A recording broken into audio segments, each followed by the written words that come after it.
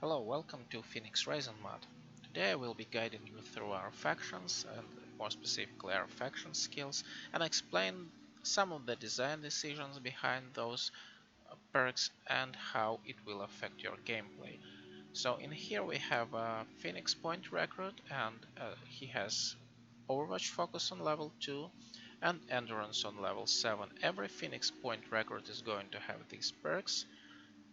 And the theme of Phoenix Point is more like guardians of humanity, ready to face the extraterrestrial threat. So here we have this Overwatch focus that obviously contributes to the Sentinel theme, and Endurance represent high bravery, faster recovery from facing the aliens on the battlefield, stuff like that.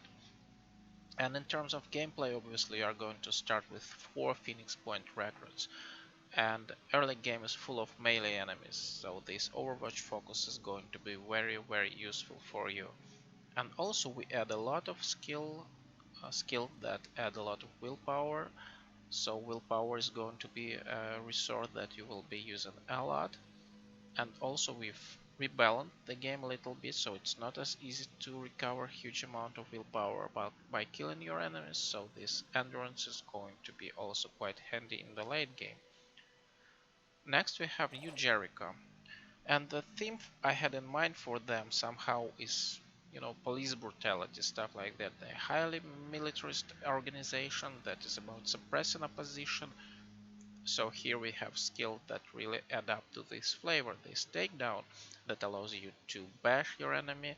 This skill actually replaces bash. It can be done with any weapon. It doesn't damage your weapon at all. It deals rough equivalent of 28 strength, low overall damage but high shock value, which is really effective at dazing early game enemies, disabling mind fraggers, bashing worms, removing limbs from certain enemies, and shock value is obviously very high. It's almost as high as Disciples of Anu melee weapon, but at 1 AP cost, so it's really useful, I think.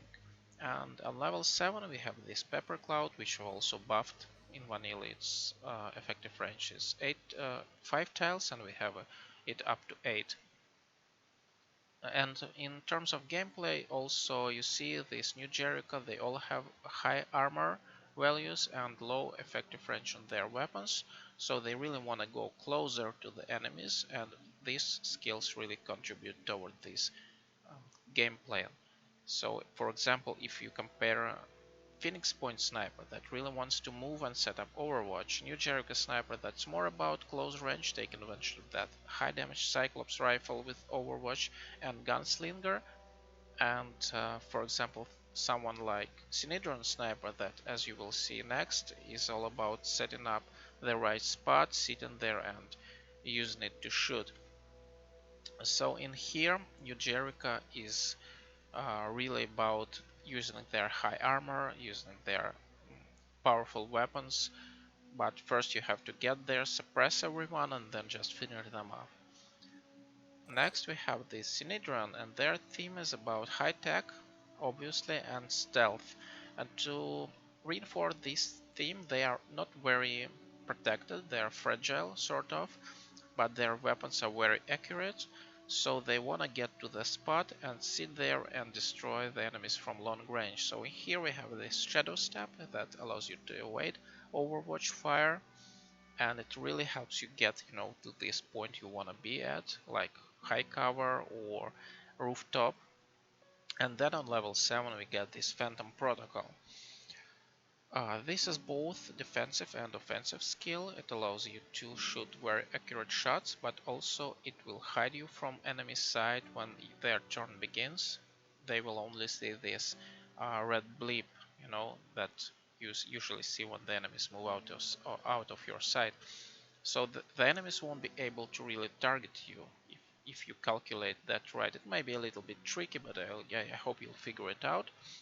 So these two skills, I hope, will really help you to, set up this specific gameplay. Like I said, Synedrion Sniper really wants to get there, get the high ground, and from there they can shoot and set up Overwatch fires, Overwatch shots.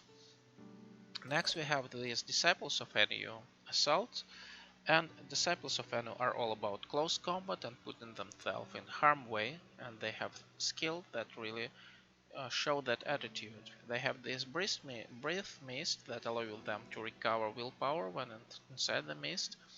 That's very powerful, but it's also risky because you know you have to start your turn in the mist if you really want to take advantage of it, or you have to spend the entire turn doing that, which you know you might as well cast recover. So that's a risky strategy, but a very effective one.